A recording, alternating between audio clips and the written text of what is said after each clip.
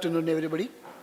On behalf of Kuppuswami Research Institute and Madras Sanskrit Academy, it's my pleasure to welcome you all for this endowment lecture by Dr. S. UMAPATHI on ЩLEШE Vrittihi. This lecture is being conducted under three endowments. One is Professor V. Venkatachalam endowment. The other two are T.K. Nagalingam endowment, A.B. Tulasi endowment, Lakshmi Kumari and Varun Krishna endowments. And before I request the speaker to give his lecture, it's my pleasant duty to speak about a few words about the endowments. About Professor Venkatachalam, V. Venkatachalam, he was a student of Madras Sanskrit College and later R.K. Vivekananda College. And he became the Vice Chancellor of, first he became a lecturer of Sanskrit at Vivekananda College. Later he moved to Vikram University, Ujjain, where he served as the HOD of the Department of Sanskrit. Later he became the Director of the Scindia Oriental Institute, Vikram University, Ujjain. He was the Chief Editor of the journal Vikram from the Vikram University, Ujjain. He was also the Chairman of ICPR, New Delhi. And he served as the Vice Chancellor of Sampurnanand Sanskrit Vishwavidyalaya for 2 terms. Later he became the Chancellor of Lal Bahadur Shastri Sanskrit Vidyapit, New Delhi. And he has been awarded the Certificate of Honor by the President of India during the year 1986. He was also awarded the Padma Shri Award during 1989. He was a rare scholar who combined in himself the deep traditional scholarship and modern research acumen. He has contributed more than 100 articles and has authored 100 books. Some of his books are Bhasa, published by Sahitya Academy, Bhoja and India Learning. He edited that book, and that was during the proceedings of the UGC seminar on Bhoja. And it is yet to be released actually.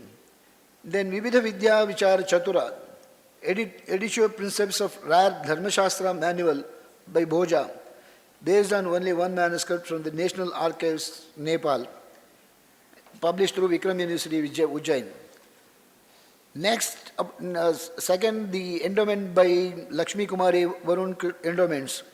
This endowment was instituted in memory of Dr. Lakshmi Kumari, a well-known gynecologist who was also deeply interested in Vaishnavism. Her sister M.S. Ramesh was also a great administrator and scholar in Vaishnavism. She has written about 108 Divya Deshas of Sri Vaishnavism. The family members of Lakshmi Kumari instituted this endowment for annual lectures on Vedanta Deshika, but based on some other topics also. And the next endowment is by Nagalingam endowment and A.B. Tulasi endowment. These three endowments are by the Sanskrit Academy, and Lakshmi Kumari endowment was Kuppuswami Research Institute. And Professor Venkatachalam's endowment is also by Kuppuswami Research Institute. And under these endowments, we are going to have the lecture by Professor UMAPATHI. And it's my duty to introduce the speaker also. And the speaker is the Sahitya professor at the Madras Sanskrit College, and he has specialized in Sahitya Shastra. And we can say either it is my fortune or his misfortune that he did his PhD under me. Got the degree, and he was awarded the degree, and he published some books also. And his latest book was Sahridaya Ranjani. And he is a great devotee of Krishna Premi Maharaj, and he has written on the works of Krishna Premi Maharaj also. And recently his book Sahridaya Ranjani was released during the World Sanskrit Conference held at Udupi, Sanskrit Conference at Udupi, AAOC Conference. And he is an expert in Sahitya, he is well read in Sahitya. And he has also studied under another great scholar, Srikant Sharma, who also did his PhD under Dr. Kameshwari. And it's our fortune to say that he also did his first PhD under Dr. Kameshwari on Chakrakavi's contribution.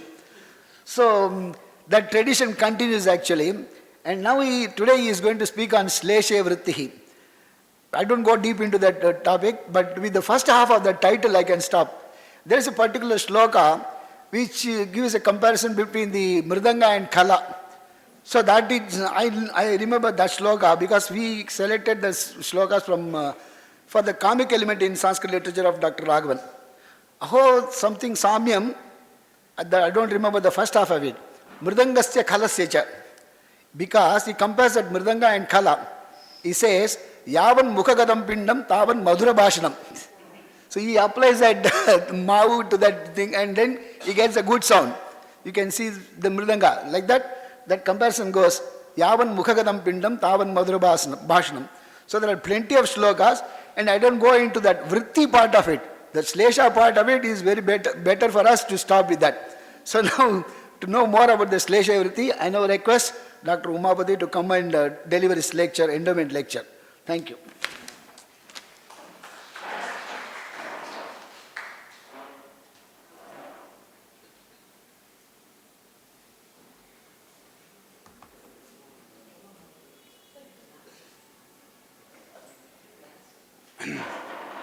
Shri Gurubhyo Namaha. Mukam karoti vachalam pangum langhayate girim yatkrupadamaham vande paramananda madhavam. Masabhayi ශ්ලේෂே விருத்திஹி அப்படின்னு தமிழில் தான் பேச போகிறேன். முதல்ல விருத்தினா என்ன, ஸ்லேஷம்னா என்ன அப்படிங்கிறத பார்த்துட்டு அதுக்கப்புறம் ශ්ලේෂே விருத்திஹி அப்படிங்கிறத. ஸோ ஜென்ரலாக விருத்திஹி அப்படிங்கிற விஷயத்தை நம்ம தெரிஞ்சுக்கணும். விருத்தி அப்படிங்கிற சப்தத்துக்கு பல அர்த்தம் உண்டு. நம்முடைய வாழ்க்கை ஜீவனம் கூட, ஜீவன உபாயத்துக்கு கூட விருத்தின்னு பேர் உண்டு. இந்த மாதிரி சில விஷயங்கள் யோகசாஸ்திரங்களில் சித்தவிருத்தி நிரோதா அப்படிங்கிறார், சித்தவிருத்தி அப்படின்னு சொல்கிறார். இந்த மாதிரி இந்த விருத்தி சப்தங்கள் பல இடங்களில் பலவிதமாக உபயோகப்படுறது. பொதுவாக சாஸ்திரங்களில் நம்ம முன்னாடி இதே இந்த கேஎஸ்ஆர்ல ஒரு லெக்சர் கொடுத்தோம், சப்தார்த்தாக அப்படின்னு, வேர்ட் அண்ட் மீனிங்ஸ் அப்படின்ட்டு. அதுலேயும் இந்த சப்தத்துக்கும் அர்த்தத்துக்கும் உள்ள சம்பந்தம். ஒரு ரிமோட்டை வச்சுன்னு டிவியை நம்ம இயக்குறோம் அப்படின்னு சொன்னால் அந்த ரிமோட்டுக்கும் டிவிக்கும் ஒரு சம்பந்தம் இருக்குது. ஆனால் அது அதிர்ஷ்டமாக இருக்குது, பார்க்க முடியல. ஆனால் சம்பந்தம் இருக்குதுன்னு ஒத்துக்கிறோம். அது தள்ளி போயிடுத்துன்னா அது வேலை செய்ய மாட்டேங்கிறது. ஸோ அந்த சம்பந்தம் அப்படிங்கிறத விருத்தி, வியாபாரம் அப்படின்னு சொல்கிறோம். ஸோ அப்போ சப்தத்தை நம்ம சொன்ன உடனே ஒரு அர்த்தம் நமக்கு புரியறது அப்படின்னு சொன்னால் அந்த இடத்துல சப்தத்தில் ஒரு சாமர்த்தியம் இருக்குது. அதுக்கு தான் வியாபாரா விருத்திஹின்னு பேர். விருத்திம் வினா சப்தாத் அர்த்தபோத அங்கீகாரே அதிப்பிரசங்கா. அதனால் சப்தத்துலேருந்து என்ன, நான் இந்த ஒரு வார்த்தை பேசினேன்னு சொன்னால் இங்கே இருக்கக்கூடிய எல்லாருக்கும் அந்த சப்தத்துடைய அர்த்தம் புரியணும். அந்த அர்த்தத்தை வேறு மாதிரி வாங்கிண்டேல் அப்படின்னு சொன்னால் அப்போ நான் சொல்கிறதுல பிரயோஜனமே இருக்காது. அதனால் இந்த சப்தம் இந்த அர்த்தத்தை தான் சொல்லும் அப்படிங்கிறது எந்த சாமர்த்தியத்தினாலனா அதுக்கு இருக்கக்கூடிய கனெக்ஷன், அந்த கனெக்டிவிட்டிக்கு தான் விருத்திஹி, வியாபாரஹான்னு பெயர். இந்த விருத்தியை சாஸ்திரங்களில் 3 விதமாக ஒத்துன்றிருக்கா. அபிதா, லட்சணா, வியஞ்சனா அப்படின்ட்டு. ஸோ இதில் லட்சணா வியஞ்சனாக்கு நான் இன்றைக்கி போகலை. அபிதா அப்படிங்கிறது டைரக்ட் மீனிங். நான் இப்போ மைக் அப்படின்னு சொன்ன உடனே என்ன அர்த்தம் தெரிகிறதோ அதுக்கு அபிதான்னு பெயர். போன லெக்சரில் சொல்லும்போது சொன்னேன் சும்மா விளையாட்டாக, இந்த லட்சணா அப்படிங்கிறது நிறைய இடங்கள் நம்ம உபயோகப்படுத்தின்னு இருக்கோம். ஆட்டோ கூப்பிடு அப்படின்னு சொன்னால் ஆட்டோ அப்படிங்கிறது இங்கே ஆட்டோ இங்கே வாப்பா அப்படின்னு சொன்னால் அது ஆட்டோவை கூப்பிடல, ஏன்னா ஆட்டோ கூப்பிட முடியாது நிச்சயமாக தெரியும். அப்போது அதெல்லாம் லட்சணா. ஆட்டோக்காரனே ஆட்டோன்னு நம்ம சொல்லி கூப்பிட்றோம் அப்படின்ட்டு. இந்த ரெண்டுமே இல்லாமல் ஒரு அர்த்தம் தெரிகிறது அப்படின்னு சொன்னால் அதுக்கு வெஞ்சனா, வியாபாரத்தினால வெங்கியார்த்தம்னு சொல்கிறோம்.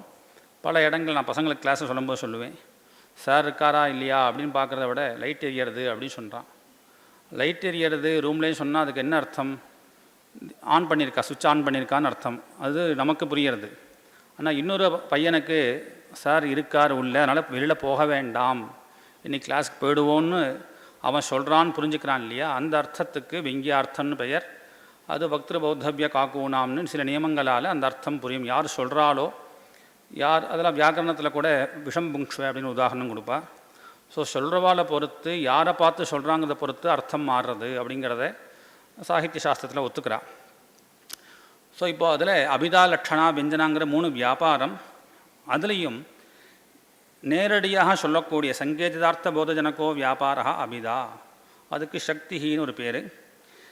இந்த அபிதா வியாபாரத்தினால நேரடியாக எந்த அர்த்தம் சொல்கிறோமோ அதுக்கு வாச்சியார்த்தம். இது வரைக்கும் நமக்கு ஓகே. அப்போ விற்த்திஹினா என்ன அப்படிங்கிறத புரிஞ்சுட்டோம். சப்தத்துக்கும் அர்த்தத்துக்கும் உள்ள ஒரு சம்பந்தம். இந்த சம்பந்தத்தை வச்சுட்டு நம்ம அர்த்தத்தை புரிஞ்சுக்கிறோம். அந்த அர்த்தம் ஒருவேளை வாச்சியமாக இருக்கலாம், டைரக்டாக இருக்கலாம், இல்லை லட்சணான்னு சொல்லக்கூடிய லட்சியார்த்தமாக இருக்கலாம், இல்லை விங்கியமாக இருக்கலாம். அதை பொறுத்து சப்தத்துக்கு பேர் கொடுக்குறோம். வாச்சகம், லட்சகம், வெஞ்சகம்லாம். அதுக்கு முன்னாடி உள்ள விஷயம் ஸ்லேஷம். ஸ்லேஷம்னா என்ன? ஸோ இந்த ஸ்லேஷம் அப்படின்னு சொல்லும்பொழுது சார் சொன்ன மாதிரி ஒரு உதாரணம் சொன்னார். பொதுவாக நமக்கு பிரசித்தமான ஒரு ஸ்லேடையும் தமிழில் சொல்கிறோம். நிறையா இடங்களில் 2 அர்த்தம் உடைய ஒரே பதம். இந்த மாதிரி பதங்கள் பயோரமணீயம் அப்படின்னு ஒரு வாக்கியம் சொல்கிறோம். பயஹா அப்படிங்கிற சப்தத்துக்கு ஜலம்னு ஒரு அர்த்தம் உண்டு, பால்னு அர்த்தம் உண்டு. பயோரமணீயம் அப்படின்னு சொன்னால் 2 அர்த்தமும் நம்ம வாங்கிக்கிறோம். பால் ரொம்ப நன்னா இருக்குது, இனிமையாக இருக்குது, ஜலம் நன்னா இருக்குது. இந்த 2 அர்த்தத்தையும் சொல்லக்கூடிய ஒரே சப்தம் பயஹா அப்படிங்கிற சப்தம். அதனால் பயசப்தம் அப்படிங்கிறது சிருஷ்டமான பதம். ஸ்லிஷ ஸ்லேஷனே, ஸ்லிஷ ஆலிங்கனே அப்படின்னு தாத்து. இந்த சிருஷ்யதி அப்படின்னா ஆலிங்கனம் பண்ணிக்கிறான், கட்டி தழவிக்கிறான் அப்படிங்கிற அர்த்தம் நம்ம பொதுவாக ஆஸ்லேஷனம் பொதுவாக சொல்லுவோம், ஸ்லேஷகான்ட்டு. இங்கே சாஸ்திரங்களில் ஸ்லேஷம் அப்படின்னு சொல்கிறத மறைக்கக்கூடியது அப்படின்னு அர்த்தம் பண்ணுறான். அபன்னவஹா, 2 பதம் இருக்கும்பொழுது ஒரு பதத்தை மறைச்சி இன்னொரு பதம் அது மேலே இருக்குது. அதனால் 2வது பதம் இருக்குதுன்னு நமக்கு தெரியல. இப்போ நான் சொன்ன இடத்துல பயோரமணீயம் அப்படின்னு சொல்லும்பொழுது பயஹாங்கிற ஒரு சப்தமே 2 சப்தம் அங்கே இருக்கணும். ஆனால் ஒரு சப்தத்தை மறைச்சி இந்த சப்தம் ஒரே தடவை சொன்ன மாதிரி நமக்கு தெரியறது அப்படின்னு சொல்கிறான். ஸோ இதில் இந்த மாதிரி இந்த சிருஷ்டமான பதங்கள் 2 அர்த்தத்தை தரக்கூடிய ஒரே பதம், இதெல்லாம் நானார்த்தக பதங்கள்னு அமரகோஷத்தில் எல்லாமே வாச்சக சப்தங்கள் தான். அந்த கோஷத்தில் கூடிய கடைசி ஒரு பாட்டு இருக்குது, அதுக்கு நானார்த்த காண்டகா அப்படின்னு நானார்த்த காண்டம். ஸோ அதில் உள்ள எல்லா பதங்களுக்கும் 2-3 அர்த்தங்கள் உண்டு. இப்படி இருக்கக்கூடிய இடத்துல இந்த ஸ்லேஷத்தை வச்சுண்டு தான் மேலே பல விசாரங்கள் சாகித்ய சாஸ்திரத்தில் அலங்காரங்களாக இருக்கட்டும், மேலே துவனியாக இருக்கட்டும், இது எல்லாத்துக்குமே அடிப்படை ஸ்லேஷம். ஸோ ஸ்லேஷங்கிறது நம்ம சொல்லக்கூடிய சாமான்யமாக 2 அர்த்தம் உடைய பதம் எதை யூஸ் பண்ணாலும் அது ஸ்லேஷம், சிருஷ்டம் சொல்கிறோம். அதில் சமத்காரம் இருந்தால் அப்புறம் அலங்காரம் அப்படின்னு வர்றது. அதுலேயே இன்னும் கொஞ்சம் மேலே போக அங்கே சப்தசக்தி மூலத்வனி அப்படிங்கிற சில விசாரங்கள்லாம் பண்ணுறா. அவகாசம் தகுந்த மாதிரி இன்றைக்கி பார்ப்போம். இதில் நானார்த்தேஷு எத்திர அநேகத்திர வக்து தாத்பரிய கிராஹகம் பிரகரணாதிக்கம் யுகபத் அவதரதி ந அவதரதி வா தத்திர ஸ்லேஷா. எத்திர து கிரமேண தத்திர ஆவருத்தி, எத்திர து ஏகத்ரைவ தத்திர வியஞ்சனா இது சித்தாந்த ரகசியம். 3 விதமாக பார்க்குறோம். வக்திரு தாத்பரிய கிராஹகம் பிரகரணாதிக்கம் யுகபத் அவதரதி. சொல்கிறவனுடைய தாத்பரியம் 2த்துலேயுமே இருக்குது அப்படின்னு சொன்னாலோ, இல்லை 2த்துலேயுமே இல்லை அப்படின்னு சொன்னாலோ, அந்த மாதிரி இடங்களில் ஸ்லேஷம் நம்ம சொல்கிறோம், ஸ்லேஷாலங்காரம். உதாரணத்துக்கு இப்போது சர்வதோ மாதவ பாயாத், சர்வதா உமாதவா, சர்வதோ மாதவஹாங்கிற இடத்துல சர்வதா உமாதவஹான்னு பதம் பிரிச்சுக்கலாம், இல்லை சர்வதா மாதவஹான்னு பிரிச்சுக்கலாம். 2 அர்த்தமும் சொல்லக்கூடியவனுக்கு வேண்டியிருக்கு. ஏன்னா அங்கே தேவதாஸ்துதி அப்படின்னு சொல்லும்பொழுது 2 அர்த்தமும் அங்கே வேண்டியிருக்கு. பிரகரணாதிக்கம் யுகபத் அவதரதி அப்படின்னு சொன்னால் அங்கே ஸ்லேஷம் நம்ம சொல்கிறோம். எத்திர து கிரமேண தத்திர ஆவருத்தி, எங்கே கிரமமாக இருக்கோ, உதாரணம் கொடுத்துருக்கோம். யதா அக்ஷாஹா பஜ்யந்தாம் புஜ்யந்தாம் தீவ்யந்தாம். அக்ஷாஹாங்கிற சப்தம் இப்போ இருக்கே, இதுக்கு பல அர்த்தங்கள் உண்டு. ஆனால் பஜ்யந்தாம் புஜ்யந்தாம் சொல்லும் பொழுது ஒரு இடத்துல பஜ்யந்தாம் உடைக்கப்படட்டும் அப்படின்னு சொன்னால் அந்த தேருடைய தட்டு, அந்த ஆணி, உச்சி ஆணி. புஜ்யந்தாம் அப்படின்னா அந்த விதைகள்னு சொல்லலாம். தீவ்யந்தாம் அப்படின்னா அந்த டைஸ் விளையாடக்கூடியது. அப்போது இந்த அக்ஷசப்தம் ஆவருத்தியாக ஆறுது. அக்ஷாஹா பஜ்யந்தாம், அக்ஷாஹா புஜ்யந்தாம் அப்படின்ட்டு. அடுத்தது எத்திர து ஏகத்ரைவ தத்திர வியஞ்சனா. எந்த ஸ்லோகத்திலையோ எந்த வாக்கியத்தில் பிரகரணாதிக்கம் ஏகத்ரைவ 2 அர்த்தம் சொன்னாலும் கூட ஒன்றுத்தில் தான் பிரகரணம் இருக்குது நம்ம தீர்மானம் பண்ணுறோமோ, அந்த இடத்துல 2வது அர்த்தம் வியஞ்சனையினால் கிடைக்கிறது அப்படின்னு. ஸோ இப்போ இது எல்லாமே சிருஷ்டமான பதத்தை அடிப்படையாக கொண்டு இருக்குது. அதனால தான் ஸ்லேஷே விற்த்திஹி அப்படிங்கிற தலைப்பை எடுத்துட்டோம். சிருஷ்டமான பதம் ஸ்லேஷை தான் இங்கே. ஆனால் இதில் எந்த மாதிரி விற்த்தியினாலே காரியம் நமக்கு அர்த்தம் போதிக்கப்படுறது அப்படின்னு அர்த்தபேதேன சப்தபேதா இது நயேன பின்னாக சப்தாக காவியமார்க்கே ஸ்வரோ ந கண்யதே இது நயேன யுகபத் உச்சாரண விஷயத்தையா யத் சிருஷ்யந்தி பின்னம் ஸ்வரூபம் அபன்னுவதே ஏகவிருந்தகத பலத்வய நியாயேன எத்திர அர்த்தத்வய பிரதீதி சஹா ஸ்லேஷா இது விருத்தியர்த்தः. அயமாசயः சகிருத் உச்சரித சப்தா சகிருதர்த்தம் கமயதி. சாஸ்திரங்களில் சில நியமங்களை வச்சுண்டு விவகாரம் பண்ணுவோம். ஒரு தடவை நம்ம பிரயோகம் பண்ணக்கூடிய சப்தம் ஒரு தடவை தான் அர்த்தத்தை சொல்லும் அப்படின்னு ஒரு நியமம். சகிருத் உச்சரித சப்தா சகிருத் அர்த்தம் கமயதி. இந்த நியமத்தை ஏற்றுக்கிறவா இப்போது நான் சொன்ன மாதிரி பயோரமணீயம் அப்படிங்கிற இடத்துல ஜலம் இனிமையாக இருக்குன்னு அர்த்தம் வாங்கிண்டாச்சுன்னு சொன்னால் அந்த பயசப்தம் ஒரு தடவை தானே உச்சாரணம் பண்ணேனா, அப்போது பால் இனிமையாக இருக்குன்னு எப்படி வாங்கிக்க முடியும்? அந்த அர்த்தம் வராதே அப்படின்னு வரும்பொழுது இல்லை அர்த்தபேதேன சப்தபேதா.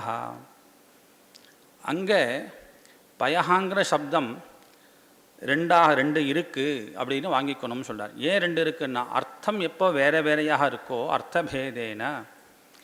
பயசுங்கிற சப்தத்துக்கு பாலுன்னு அர்த்தம் உண்டு ஜலம்னு அர்த்தம் உண்டுன்னு எப்போ பேதம் இருக்கோ அதனால் சப்த பேதத்தை ஒத்துண்டே ஆகணும்.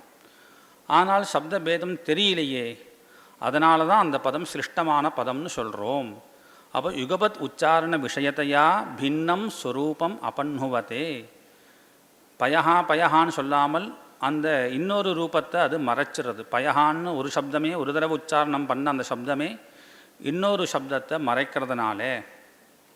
ஸோ ஏக விருந்தகத பலத்வய நியாயேனன்னு ஒரே கொத்தில் ரெண்டு பழம் இருக்கா மாதிரி ஒரே சப்தம் ரெண்டு அர்த்தத்தை சொல்கிறது அப்படின்னு இது ஒரு நியாயத்தை. அதாவது ஒரு தடவை உச்சாரணம் பண்ண சப்தம் ஒரு தடவை தான் அர்த்தத்தை சொல்லும். இப்போ இதனுடைய தாத்பரியம் என்ன வர்றது? ஏவஞ்ச ஏகோச்சாரண அபன்னுத பேதக பின்னார்த்தக சதிருஷ நானா சப்தவத்வம் ஸ்லேஷா இது பலிதம். இது சாஸ்திரிய விஷயமாக இருக்கனால கொஞ்சம் அந்த மாதிரி தான் போயின்ட்டுருக்கேன். ஏவஞ்ச ஏகோச்சாரண ஏக்கதா உச்சாரணம் ஒரு தடவை தான் உச்சாரணம் பண்ணுறோம். அப்படி சொன்ன உடனே அபன்னுத பேதக அதில் ரெண்டு பதம் இருக்குதுன்னு நிச்சயமாக ஒத்துக்க வேண்டியிருக்கு. அந்த பேதத்தை மறைச்செடுத்து அபன்னுத பேதக பின்னார்த்தக. ஆனால் அந்த ஒரு சப்தத்துக்கு பின்னமான அர்த்தமும் உண்டு. ஜலம்னு அர்த்தம் உண்டு, பாலுங்கிற பின்னமான அர்த்தம் உண்டு. பின்னார்த்தகத்தை உடைய சதிருஷ நானா சப்தவத்வம், சதிருஷமான நானா சப்தங்கள். பயகாந்தான் பாலுக்கும் பெயர், ஜலத்துக்கும் பயகாந்தான் பெயர். ஸோ சதிருஷமான நானா சப்தத்தை உடையது எதுவோ அதுதான் ஸ்லேஷங்கிற அர்த்தம் நமக்கு இப்போது புரிய வர்றது. இப்போ இதில் சகிருத் உச்சரித்தா இது நியம அனங்கீகர்த்திருநாம். ஒரு நியமத்தை முன்னாடி சொன்னோம் இல்லையா, சப்தம் ஒரு தடவை உச்சாரணம் பண்ணால் ஒரு தடவை தான் அர்த்தத்தை சொல்லும். அந்த ஒரு நியமத்தை யார் ஏற்றுக்கலையோ அவள் என்ன அர்த்தம் பண்ணுறான்னா ஏகதா கிரகீத நானா தாத்பரியகா சப்தா ஏவ ஸ்லேஷா. ஒரு தடவை சொல்லப்பட்டது ஆனால் கிரகீத நானா தாத்பரியகா. பயஹாங்கிற சப்தம் ஒரு தடவை தான் சொல்லியிருக்கோம். ஏன்னா அவள் சகிருத்து உச்சரித்தா சகிருதார்த்தங்கமயத்தின்னு ஒத்துக்கலை. அப்போ அவள் என்ன பண்ணுறா, அந்த ஒரு சப்தம் நானா தாத்பரியத்தை கொண்டதாக இருக்குது, ஜலத்தையும் சொல்லக்கூடியதாக இருக்குது, அதுலேயும் தாத்பரியம் இருக்குது. சொல்கிறவனுக்கு ஜலங்கிற அர்த்தத்தையும் சொல்லணுங்கிற எண்ணம் இருக்குது, பால் இனிமையாக இருக்குங்கிற அர்த்தத்தையும் சொல்லணுங்கிற தாத்பரியம் இருக்குதுன்னு சொன்னால் அந்த சப்தத்துக்கு தான் சிருஷ்டமான சப்தம் பெயர், அது சேஷகான்னு இந்த மாதிரியாக சில பேர் ஏற்றுக்கிறார். ததாச்ச ஏகோச்சாரண அப்படிங்கிறது முன்னாடி சொன்னது. ஏகசப்தா சகத் உச்சரித்தா சகதர்த்தம் கமயதி நது ஏகோச்சாரண அபன்னுத பேதா அப்படி இது சிருஷ்டஸ்ய உபயத்ர தாத்பர்ய கிராஹக சத்பாவே அபாவே வா ஏகசம்பந்தி ஞானஸ்ய அபரிசம்பந்தி ஸ்மாரகத்வாத் உத்புத்தஸ்வரூப ஸ்வசம்ஸ்காரேன துவயோஹ யுகவதுபஸ்திதிஹி ததச்ச சகிருத் இத்தியாதி நியமவசாத் சதிருஷ நானாசப்த போதா. இது காவியப்பிரகாசக்காரருடைய ஒரு பட்சத்தை சமர்த்தனம் பண்ணக்கூடிய வாக்கியமாக எழுதுகிறார் வாமனர். காவியப்பிரகாசக்காரர் அர்த்தபேதேன பின்னாக யத் யுகபத் பாஷண ஸ்பிருஷா அப்படின்னு எழுதுகிறார். அர்த்தபேதேன பின்னாக அப்போது என்ன பட்சத்தை ஏற்றுக்கிறார் அப்படின்னா, சப்தம் ஒரு தடவை தான் அர்த்தத்தை சொல்லும் அப்படிங்கிற பட்சத்தை காவிய பிரகாசக்காரர் அதாவது மம்மடாச்சாரியர் ஏற்றுக்கிறாருன்னு தெரியறது. அர்த்தபேதேன பின்னாக யத் யுகபத் பாஷண ஸ்பிருஷா. அப்போது அர்த்தம் எப்போ பின்னமாக இருக்கோ அங்கே சப்தம் வேறு வேறையாகத்தான் இருக்கணும் அப்படின்னு ஒத்துன்றாரோ அப்படின்னா அந்த பட்சத்துக்காக சமர்த்தனம் பண்ணுறார். ஏகசப்தா சகதுச்சரிதா சகதர்த்தம் கமயதி நது ஏகோச்சாரண அபன்னுத பேதா அப்பி சிருஷ்டஸ்ய உபயத்திர தாத்பர்ய கிராஹக சத்பாவே அபாவேவா. ஸோ இந்த இடத்துல எப்படி அர்த்தம் பண்ணிக்கணும்னா, சிருஷ்டமான பதத்துக்கு உபயத்திர தாத்பர்ய கிராஹக சத்பாவே ரெண்டு அர்த்தத்துலேயும் தாத்பரியம் இருக்குன்னு ஒத்துண்டாலும் சரி, இல்லை அபாவேவா இல்லைன்னு ஒத்துண்டாலும் சரி, ரெண்டு விஷயத்துலேயும் தாத்பரியம் இல்லை அவனுக்கு அப்படின்னு சொன்னாலும் ஏகசம்பந்தி ஞானஸ்ய அபரசம்பந்தி ஸ்மாரகத்வாத். இந்த ஒரு நியாயம் சாஸ்திரங்களில் நம்ம ஒரு விஷயம் சொன்னோம் அப்படின்னு சொன்னால் தத் சம்பந்தமான விஷயம் நமக்கு ஸ்மிருதியில் ஏற்படும். அந்த மாதிரியாக உத்புத்த ஸ்வசம்ஸ்காரேன அந்த சப்தம் சொன்ன உடனே அதனுடைய ரெண்டு அர்த்தங்களும் இவனுக்கு மனசில் ஆறுது இல்லையா, அந்த ஒரு சம்ஸ்கார வசத்தினால துவயோஹோ யுகவத் உபஸ்திதி ரெண்டு அர்த்தங்களுடைய எண்ணமும் இவனுக்கு ஏற்படுறது. அதனால் சகிருத் இத்தியாதி நியமவசாத் சதிருஷ நானா சப்த போதா. சகிருத் ஒரு தடவை சொன்னது அப்படிங்கிற நியமம் சிருஷ்டத்தில் அந்த பதத்தை திரும்ப திரும்ப சொன்னான்னா ஆவர்த்தின்னு முன்னாடியே சொன்னோம்.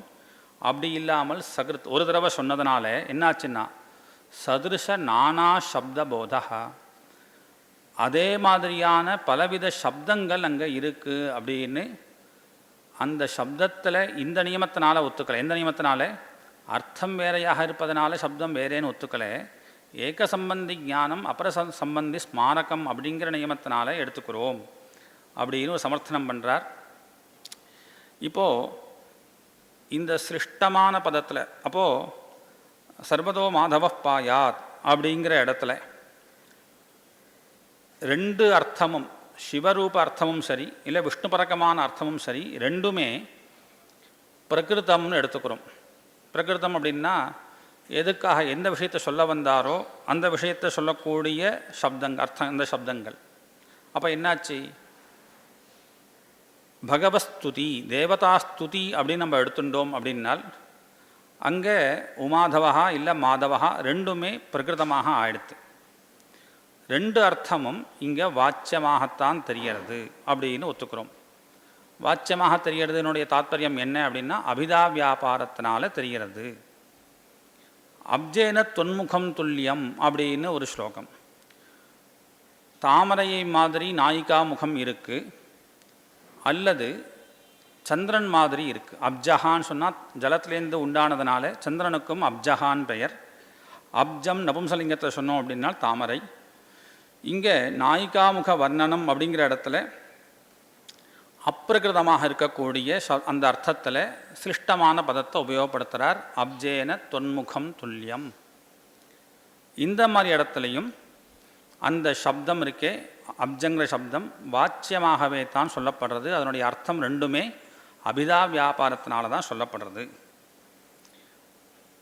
இதில் வரைக்கும் அதனால் பொதுவாக சிரேஷத்தில் என்ன விருத்தி இருக்குது அப்படின்னு சொன்னால், எத்யபி ரெண்டு அர்த்தம் தெரிஞ்சாலும் கூட ரெண்டு அர்த்தமுமே அது பிரகிருதமாக இருக்கட்டும் இல்லை அப்பிரகிருதமாக இருக்கட்டும் ரெண்டு அர்த்தமும் அங்கே அபிதா வியாபாரத்தினால தான் தெரியும்.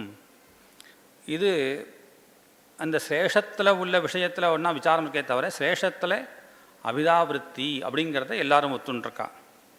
அப்போ விற்பி விசாரம் இந்த சேஷே விற்த்தின்னு எதுக்காக கொடுத்தோம்? இது சிம்பிளாக முடிஞ்சுடுத்தேன்னா இதுக்கு அப்புறம்தான் ஒரு சமமே இருக்குது. இந்த சேஷையை அடிப்படையாக கொண்டு மூணாவது ஒரு விஷயத்தை சொல்கிறார் அப்பே தீட்சிதர். பிரகிருதா பிரகிருத ஸ்லேஷம் அப்படின்னு ஒன்று எடுக்கிறார். ராஜா ஹரதி லோகஸ்ய ஹிருதயம் மிருதுலைः கரைஹி அசோ உதயமாரூடः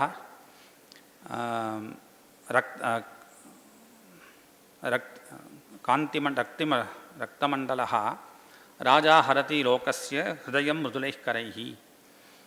உதயமாரூடः ராஜா மிருதுலைः கரைஹி ஹிருதயம் ஹரதி. உதயத்தை அடைஞ்ச பட்டாபிஷிக்தனாக ஆன அரசன் ரொம்ப கம்மியான டாக்ஸ் வரி வசூலால் மிருதுலைஹி கரைஹி ஹிருதயம் ஹரதி மக்களுடைய மனதை கவர்ந்தார்.